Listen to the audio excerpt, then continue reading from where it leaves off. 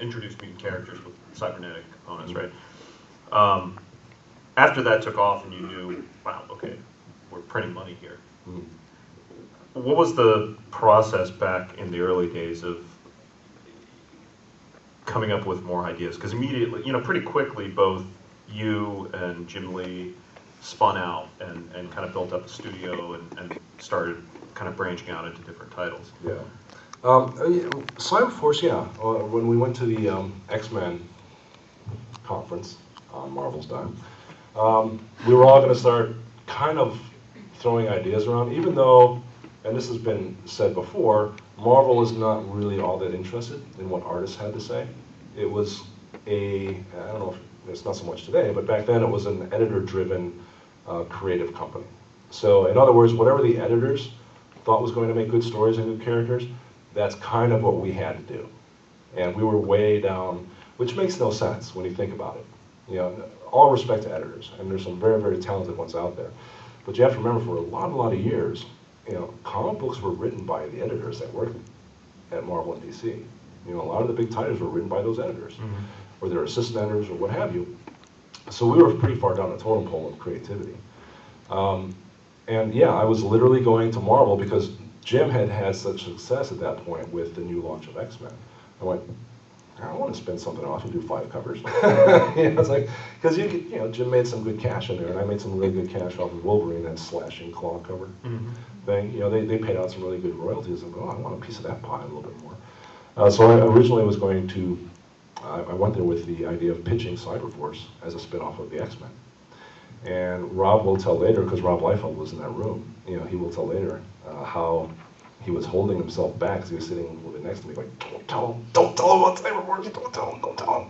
That was before I knew about Image. And that night, Todd got me in a hotel and threw me the quick pitch, and I think Eric Larson was there, and that was it. And at that time, I was actually kind of ready to get out of comics because, like I was saying before, there was nowhere else to go. And I couldn't imagine myself drawing the X-Men for 30 years. And like, so you did Cyberforce, and then it was pretty quickly, like within the first year that Strike Force, things off, yeah.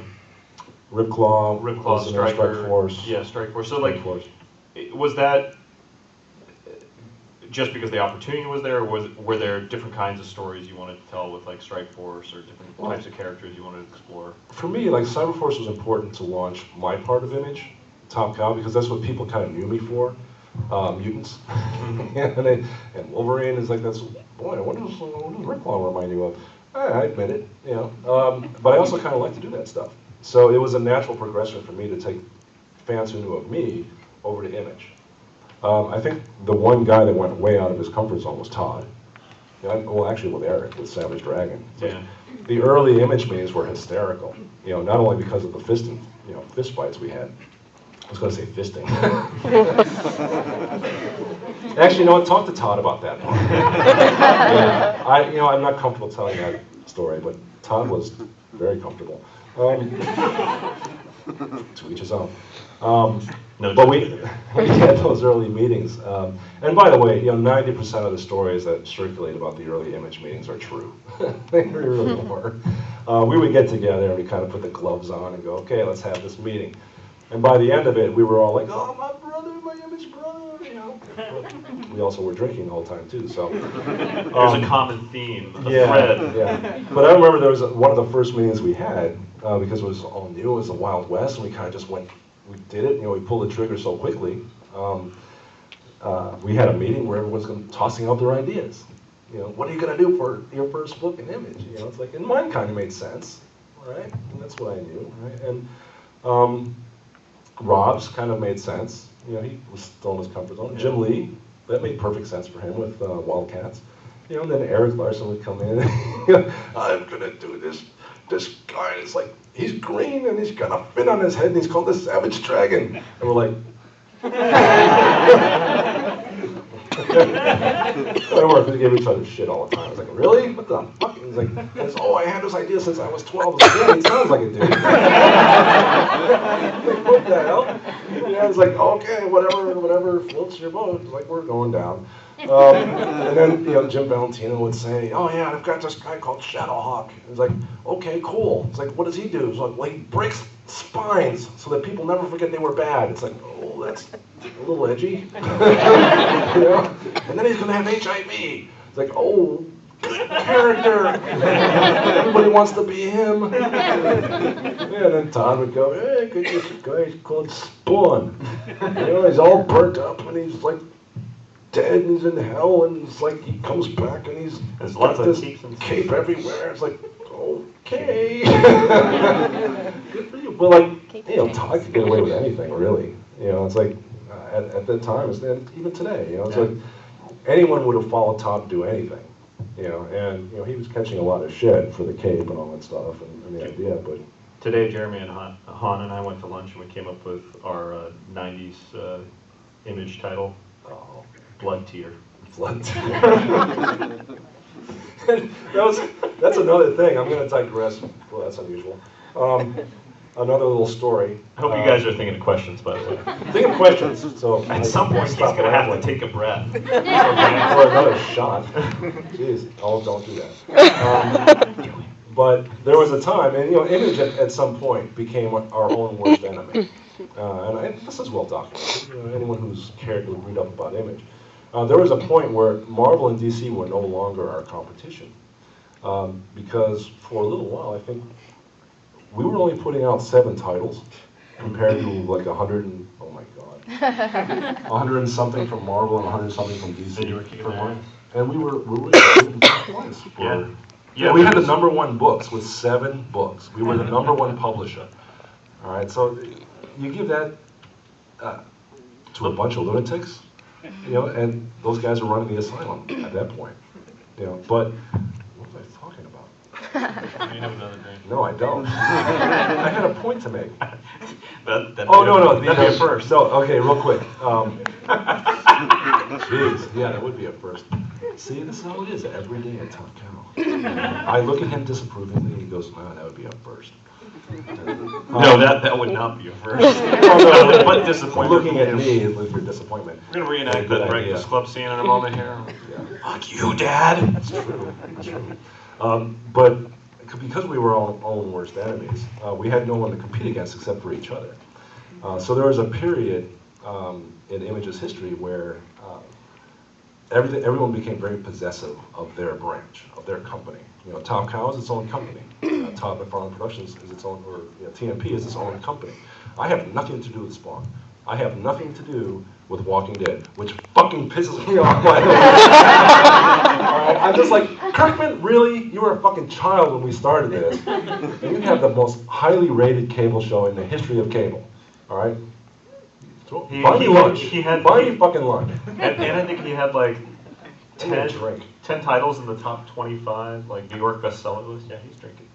Anybody got any questions? No, I'm not done with mine. Oh, sorry. Okay. So anyway, so there was this moment, right? Because we were all like, because Marvel couldn't touch us, so all we could do was like go after each other, right? So we became very possessive of like names. That's right, because you said Blood Tier. Blood Tier. So early on, that one's mine, people. You can't use it. Yeah. Early on, we were faxing. You know what that means. We would get these sheets from everybody, right? Of just names. Yeah, we would all just go through the thesaurus or the dictionary or whatever. Or Rob was even like using street names, to name his characters. And we were all sending each other these lists, right? Of just this is mine, this is mine, this is mine. This is mine. Like, you would never use it, right? It got to the point where like Jim Valentino claimed clone with a K. I was like, really? And there would just be these lists, and we. I'm really glad you grabbed the Warbuck and Splitscreen. That was my brother. Don't work with family, all right? Just understand that. Yeah, so it got ridiculous. I mean, we get these lists of names that we'd never, ever use. And you could tell the other guy just went through a laundry list of stupid-ass names. Said, these are mine, okay? It's like, that's where things like Blood Tears would come from, you know? And it's like, I like that, actually. Yeah. But yeah, that's very nice. Question?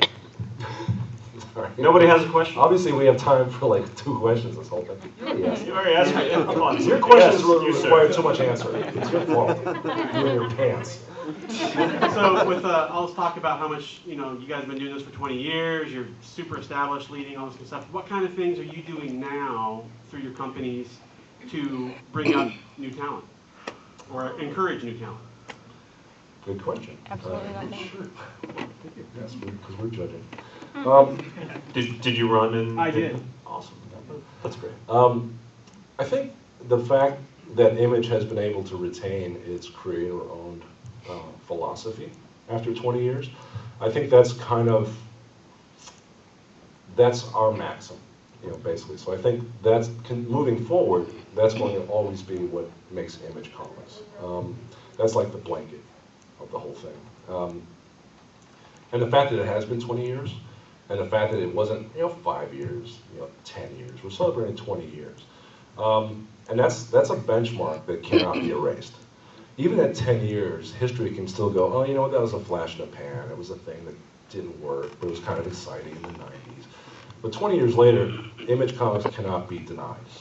Okay, Image Comics and what it stands for even today cannot be denied, and it's not going to go away. I was talking to some of the guys as the 20th anniversary was coming up, and I know I'm not answering this question, but I just want to hear myself. Clearly. Yeah. The pain you must go through on a daily basis. I am so sorry, dude. Not really. Why do you think I talked to Bridget?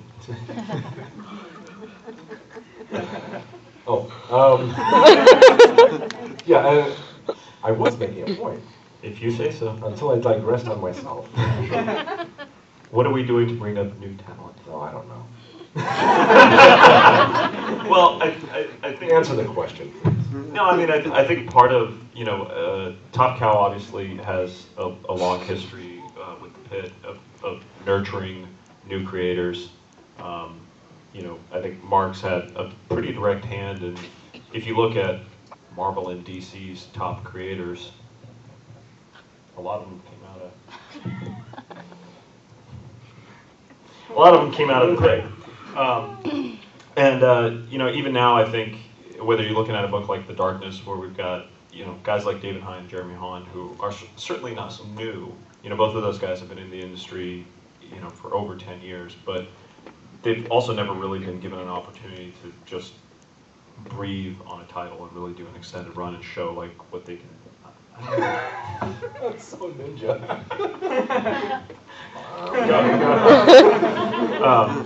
So, I think on a title like The Darkness, that's one way of doing it. With Witchblade right now, when we're bringing in a new art team, we took samples from a number of different artists, and they were all essentially up-and-coming guys. And then Mark picked Diego Bernard out of the samples we got in because he saw something there. I will say, somebody from the outside looking in at somebody who came into the company about 6 years ago, what amazed me is that Mark specifically has an eye to see talent before it's realized. So, like, Matt Hawkins and I do, a ton of portfolio reviews at shows, but we'll be the first to admit that, I can tell if a guy is ready to work in 6 months. Mark can look at a guy and say, this guy will be ready in a year if we put him through, the process of being in the pit and working with these guys. One of my favorite examples is that, I love the story you tell about Michael Turner, but we have one of the original sample submission pages he turned in, and when I first saw that, I was like, you know what? If that had been me looking at that, I would have told him, like, you know what, kid, I wouldn't quit the day job. You were not going to draw comics. And he was a waiter at that time. It's like, yeah, go back to waiting your tables. Yeah, so I think, and similarly, Mark has the ability to look at somebody that is very polished, but tell if they don't have that it thing, that it factor of, the energy and the storytelling and all that stuff. And so I think that's actually a very unique thing to Top Cow. And that's been a great part of our history too, is that nurturing of new talent. Today it's a little bit of a different world where We don't do that as much as we used to. But there was days, back in the day, there were years where we had literally Well, at one point there was, 30 or like 30 artists in the studio. and some of them not even working on books, they were just Just in there to there learn. learning. And, Yeah, just there to learn, and I mean that doesn't exist anymore, but because it just doesn't make any sense for us as a business. But the and energy, and not just pencilers, inkers, colorists, colorists. yeah. Early on, it wasn't just pencilers, but we kind of, even though Image as a whole pioneered computers in the production aspect, coloring and such like that. One of the things that we did at Top Cow was early on we kind of realized, and this is also part of nurturing new talent back then, was that we realized that, well, you know what, the computer is a tool, kind of like me, as my wife will say, you tool, shut up, get moving. But it's a tool, and you can't teach someone who knows how to work the tool, sounds bad, how to be an artist, right? It's like, just because you know how to work a keyboard doesn't mean you know how to paint with it. And so we had the bright idea, which actually was a bright idea, that, you know what, let's bring in painters and teach them how to use a computer. That's much easier. It's just a new paintbrush for you with all these colors you can play with, and here's how you do it with a mouse and all that stuff. Back then it was a lot more primitive. We didn't have tablets and all that stuff. But that's kind of the way that we've always looked at things. It's like with the coloring, it's like hire artists, hire painters. That's where Steve Furkow came from. Yeah. That's where Peter Steigerwald. Yep. Yeah, these guys were like really good painters and really good designers. And I said, okay, this is great. Now these are the buttons you push. And Brian Haberlin was running the department at that time, and he really made stuff happen. There's this thing that we referred to back in '93 or something like that, because I was still at Homage with Jim Lee and Los Portasio and Scott Williams and those guys. I was like, oh man, those were awesome times. Where we had brought in an artist, and we were teaching him how to use the computer, the tool, and it's like everything was looking really cool because we're all fans. Image, we're all fans. We would look at whatever came out, especially when Spawn #1 came out, and we go, oh fuck, this is so cool. Because nothing else had looked like that, right? Ollie Optics had done this amazing color job. We had great paper, and there was this one panel in Cyberforce, which I think it was the arc called Assault with a Deadly One. Yeah, the issue 5 or something. Was it? Yeah. Something like that? Yeah, that kind of showcased Ballistic. And there was this fight scene that I had drawn in a bar. And I just kind of threw away, for compositional reasons, this shot glass that was flying off the bar. And I can't remember his name right now, but the Will colorist. Stoltz in Image Expo, I'm blanking. Yeah. Apologies, but we had a colorist there who was, a painter, and he came in and he rendered this glass, and for the first time, it looked like glass with bourbon flying out of it. And everyone at Image referred to that moment as the glass. And everything kind of changed at that point, where suddenly, because we were on our own competition, it's like everybody wanted to outdo the glass. Yeah, so it's like we all had the glass, we gotta do a better glass. And it kind of again, that's part of the dysfunction of Image, was that we were all just trying to outdo each other at the same time of pleasing ourselves and pleasing the fans, just having a great time. But yeah, we've been about, from day one, nurturing new talent. We really have, and it's that became a really exciting aspect of the business for me that I was never expecting to happen. Even the idea of creating ownership and Image and all that, it was all about, we want to be in control of our own destinies, creatively. And then this thing happened where we started, it started Homage with Jim Lee, and we would bring in Jeff Scott Campbell, Dave Vance, the list, Joe Benitez and Travis Charest and all. Imagine for a second, as comic book fans, that room, okay? And at 1 o'clock in the morning, okay, it's Pierce. We're all there, all right? And it's we're all working, and we're all beating Jim Lee at ping pong, and You're all working. Yeah, we're all working. But it was just a great place. And that environment, the studio environment, it just makes you better.